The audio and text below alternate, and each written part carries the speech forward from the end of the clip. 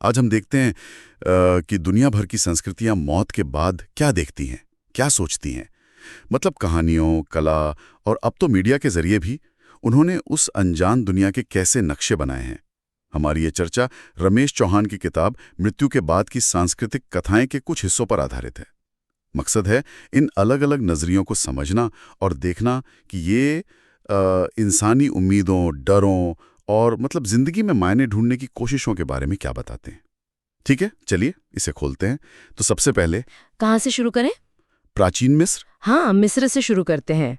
उनकी book of the dead बहुत मशहूर है। हाँ, उसमें वो दुआत यानी अंडरवर्ल्ड की यात्रा का जिक्र है ना। हाँ, जहाँ दिल को तौला जाता है। बिल्कुल। मात जो सच्चाई और संतुलन की देवी है, उसके पंख से। और अगर दिल हल्का निकला तो ईडन के खेत। Field of reads. हाँ, हमेशा की शांति। लेकिन अगर भारी हुआ तो वो अमीत नाम का दाना उसे निगल जाता है। देखिए, ये सिर्फ कहानियां नहीं थी, ये पेपरस ऑफ एनी जैसे ग्रंथ, ये असल में आत्मा के लिए गाइड बुक की तरह थी। मतलब रास्ता दिखाने के लिए। हाँ, कि आगे क्या करना है, कैसे नेविगेट करना है। और आज भी इसका असर दिखता है द मम्मी जैसी फिल्मों में। आर्कियोलॉजिस्ट अमिया ने भी कहा था कि जब उन्होंने अपने पूर्वजों की कब्र पे लिखे मंत्र पढ़े तो उसमें अनंत जीवन की गहरी आशा महसूस हुई। ये तो बड़ा व्यवस्थित सिस्टम लगता है। यूनानी मिथकों में हेडीज इससे काफी अलग है ना, थोड़ा धुंधला, थोड़ा उदास सा। हाँ, बिल्कुल।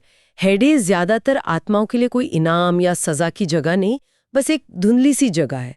कुछ खास नायक ही इलिशियन फील्ड्स पहुंचते हैं। और बाकी टाटरस में पीड़ा भोगते हैं या बस ऐसे ही भटकते रहते हैं। वहाँ चारॉन है जो स्टिक्स नदी पार कराता है। यहाँ भाग्य और स्मृति ज्यादा मायने रखते हैं। मिस्र की तरह कर्मों का हिसाब किताब उतना नहीं। होमर के महाकाव्यों में ये दिखता है। और नॉर्स मिथकों में वो वल्हला वाला कॉन्सेप्ट। हाँ, वो भी बहुत दिलचस्प है। वल्हला सिर्फ योद्धाओं के लिए है जो युद्ध में बहादुरी से मारे गए। वहाँ वो रोज लड़ते हैं और जश्न मनाते हैं। बिल्कुल, जब तक रैग्नारॉक यानी दुनिया का अंत ना आ जाए। ये उनके समाज की वैल्यूज दिखाता है, वीरता, सम्मान, भाग्य। और जो योद्धा नहीं थे उनके लिए हेल कठंडा खामोश लोक था। वाइकिंग जहाजों में जो दफनाना की प्रथा थी वो इसी यात्रा का प्रतीक मानी जाती है। तो मतलब कहीं कर्म, कहीं वीरता, कहीं भाग्य, अलग अलग फोकस। अब थोड़ा साहित्य और कला की तरफ चलें। जैसे गिलगामेश महाकाव्य, वो तो बहुत पुराना है। हाँ, लगभग 2100 ईसा पूर्व। ये शायद अमरता की खोज की सबसे पहली बड़ी कहानी है। जब गिलगामेश का दोस्त एनकेडू मर जाता है, हाँ, तब उसे मौत का डर सताता है और वो अमरता खोजने निकल पड़ता है। बिल्कुल। और अंत में उसे समझ आता है कि अमरता नहीं बल्कि जीवन को जीना, उसका आनंद लेना ज्यादा जरूरी है। वहां का अंडरवर्ल्ड भी धूल भरा और नीरस सा दिखाया गया है। ये कीलाक्षर लिपियों में दर्ज है। ये डर तो आज भी है। फिर मध्ययुगीन यूरोप में दांते की डिवाइन कॉमेडी आई। ओ हाँ, दांते 1320 के आसपास। उन्होंने तो कमाल ही कर दिया। नरक, शोधन लोक और स्वर्ग का इतना डिटेल नक्शा खींचा, जहां हर चीज का हिसाब है। कर्मों के आधार पर सजा, शुद्धि या फिर ईश्वर से मिलन। हाँ, ये धर्मशास्त्र, कविता, कला सबका मिश्रण है। जोटो के लास्ट जजमेंट फ्रेस्को में भी ऐसा ही स्वर्ग और नर्क का साफ बंटवारा दिखता है। फ्लोरेंस की एक कलाकार सोफिया ने बताया था कि दांते के नर्क को स्केच करते हुए उसे अपने डर का एहसास हुआ। और अगर हम भारत की बात करें, हिंदू मंदिरों की नक्काशी जैसे खजुराहो में। हाँ, बिल्कुल। खजुराहो और दूसरे मंदिरों की दीवारों पर जो नक्काशी है वो संसार चक्र को दर्शाती है। जन्म, मृत्यु, पुनर्जन्म। और कर्म का सिद्धांत। हाँ, कर्म यहाँ सेंट्रल आइडिया है। आपके काम ही तय करते हैं कि आपका अगला जन्म कैसा होगा। यम का न्याय, मोक्ष के दृश्य, ये सब भक्तों को सिखाते हैं, प्रेरणा देते हैं। मूर्तिकार रोहन ने कहा भी था कि जब वो यम का पैनल बना रहे थे तो लगा जैसे वो मृत्यु नहीं बल्कि उसके बाद जारी रहने वाली यात्रा का सम्मान कर रहे हैं। ये कितना अलग है, एक तरफ सीधी रेखा वाला सफर, दूसरी तरफ ये चक्र। अच्छा, चीनी संस्कृति में वो पूर्वजों के चित्र, उनका क्या महत्व था? वो सिर्फ कला नहीं थे। मिंग राजवंश के समय की ये चित्र आध्यात्मिक दुनिया से जुड़ाव का एक माध्यम थे। माना जाता था कि पूर्वज मार्गदर्शन करते हैं। और वो चिंगमिंग फेस्टिवल में उनके आगे भेंट चढ़ाते हैं। हाँ, ये कन्फ्यूशियस दर्शन का हिस्सा है, जहां जीवित और मृत एक ही वंश का अटूट हिस्सा माने जाते हैं।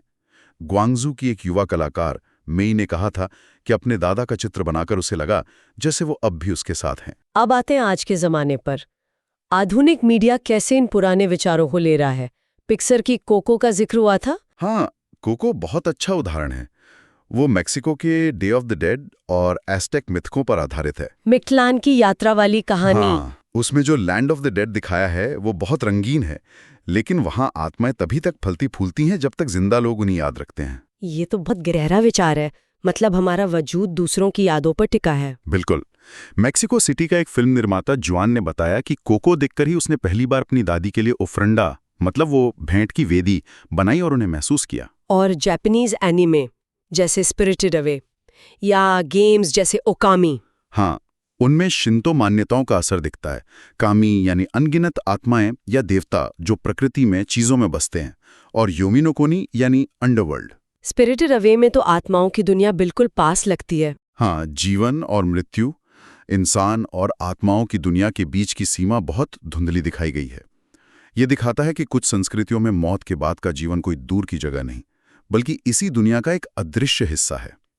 क्योटो की एक एनिमेटर हाना ने कहा था कि कामी डिजाइन करते हुए उसे लगा जैसे वो सिर्फ चित्र नहीं बना रही, बल्कि उन आत्माओं को बोलने दे रही है।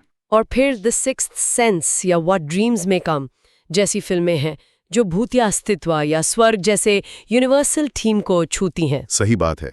स्ट्रीमिंग प्लेटफॉर्म्स ने इन विचारों को पूरी दुनिया में फैला दिया है, जिससे एक तरह की ग्लोबल समझ बन रही है, या शायद बदल रही है। नाइजीरिया की एक फिल्म छात्रा आयशा ने द सिक्स्थ सेंस देखकर सोचा था कि क्या आत्माएं सच में अनसुनी गूंज की तरह हमारे बीच रहती हैं। तो मिस्र के कब्रों की दीवारों से लेकर डिजिटल स्क्रीन तक इंसान हमेशा से उस अज्ञात का नक्शा बनाने की कोशिश करता रहा है। हाँ, मिस्र के अंडरवर्ल्ड से लेकर दांते के ब्रह्मांड और कोको के लैंड ऑफ द डेड तक, हर कहानी आत्मा की यात्रा, उसके इंतजार या उसके बदलाव को दिखाती है। ये सिर्फ कल्पनाएं तो नहीं लगती? नहीं, ये उससे ज्यादा हैं। ये आत्मा के लिए कोड बुक जैसी हैं। हमारी उम्मीद, डर, प्यार, नुकसान, इन सबके प्रतीक। और आधुनिक मीडिया इन परंपराओं को तोड़ नहीं रहा है, बल्कि उन्हें नया रूप दे रहा है। शायद अंत में व्यक्तिगत अनुभव ही सबसे ज्यादा मायने रखता है।